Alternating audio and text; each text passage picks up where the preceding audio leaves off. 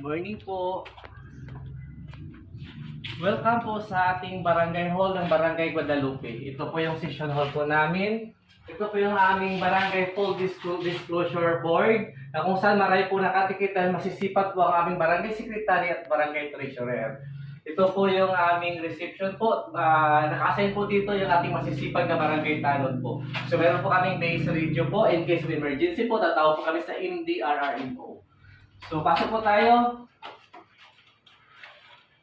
So, ito po yung table ng ating masipag na barangay treasurer po. Ito po ang ating barangay secretary po, si Mr. Roderick Paloyot po. Ito po yung table ng ating barangay secretary po. So, pagpasok po natin dito, ito po yung table ng ating masipag na punong barangay at ang ating magandang